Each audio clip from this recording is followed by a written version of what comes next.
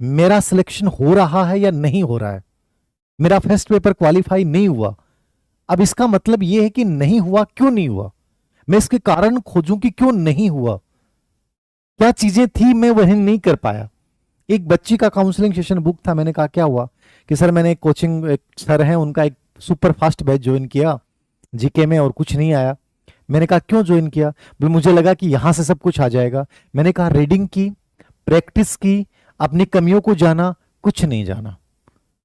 मतलब इतनी गजब की मार्केटिंग है कि हम मतलब गिरफ्त में आ चुके हो आप लोग, और ये चीज आपको कोई समझ में नहीं आएगी।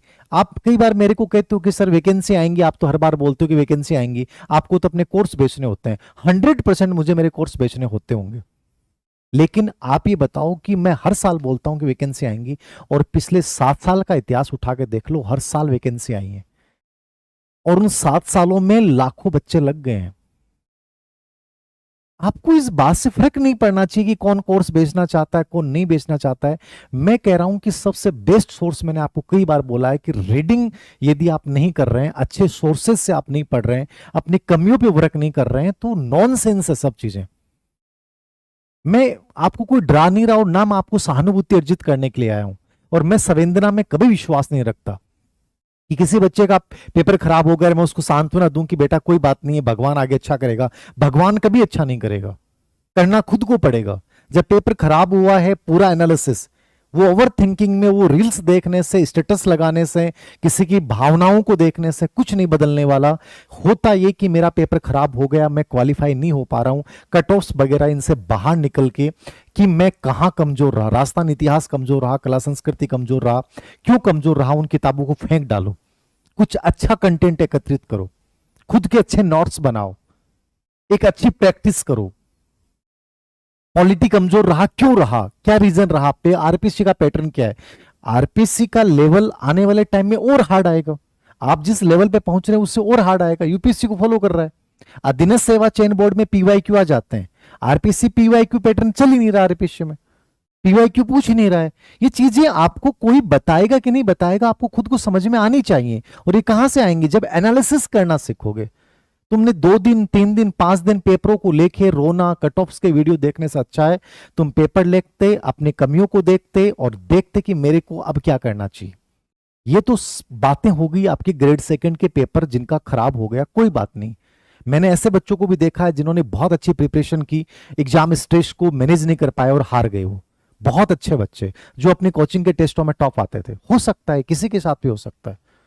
बहुत सारी चीजें योगदान देती हैं। अब जो हो गया उसको हम नहीं बदल सकते, लेकिन आगे के लिए बेटर क्या कर सकते हैं, उसको अच्छा कैसे बना सकते हैं, ये बहुत जरूरी है। और इसमें मैं नहीं कहता कि आप मेरी राय को सर्वोच्च माने, आप अपने आप से पूछिए कि यार मैं अपने साथ क्या सही कर रहा हूं, क्या मैं जस्टिस कर रहा हूं, क्या क्या वो सच में जो आरपीएससी मेरे से चाहती है वो मानकों पे खरा उतर रहा हूं क्या। मैं आरपीएससी को गाली दे दूंगा कि पेपर बहुत हार्ड बना रहे हैं, अरे भाई हम मेहनत कौन सी अच्छी कर रहे हैं। हम जब तक सुपर फास्ट बैचों के भरोसे जिंदगी बदलना चाहते हैं, नहीं बदलने वाली।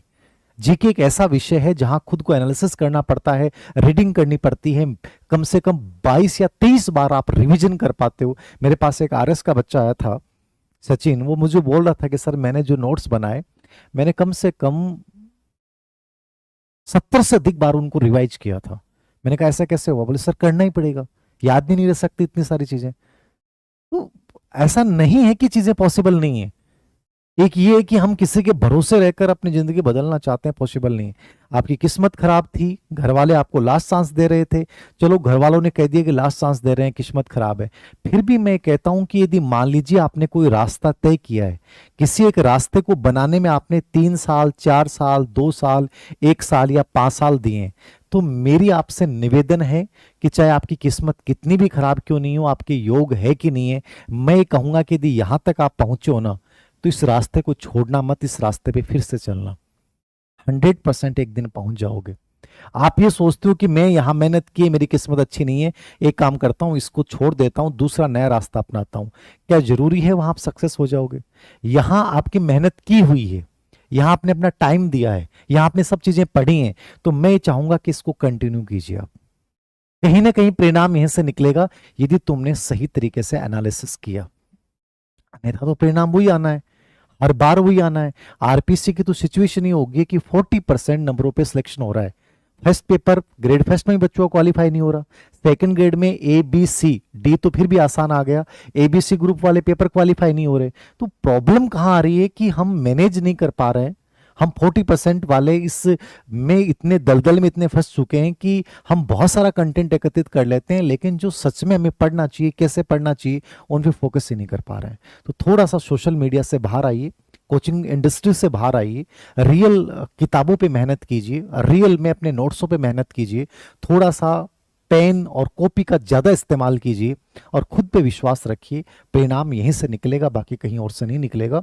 मैं किसी की आलोचना नहीं कर रहा, ठीक है, मैं आपको सच से अवगत करवा रहा हूं कि यदि सच में तुम्हें बनना है तो मेहनत केवल और केवल खुद को पे करनी पड़ेगी, बाकी किसी भी मेहनत करने की आवश्यकता नहीं है। घर वाले नाराज होंगे, किस्मत को दोष दे देना, मेरा सब लास्ट चांस था। मैं कहता हूं चांस कभी लास्ट नहीं होते हैं। जब तक सांसें हैं, जब तक उम्मीदें हैं, जब तक एज है, प्रयास करते रहिए। जब आपको लगता है कि शायद लास्ट चांस था, सब कुछ खत्म हो गया, हो सकता है कि अगले में आपका सिलेक्शन हो जाए। छोड़िए मत, चाहे कम पढ़ लीजिए, अच्छा पढ़िए, लेकिन छोड़िए मत। ये मेरी आपको राय है और इसको फॉलो कीजिएगा। कब सिलेक्शन हो जाएगा पता नहीं चलेगा।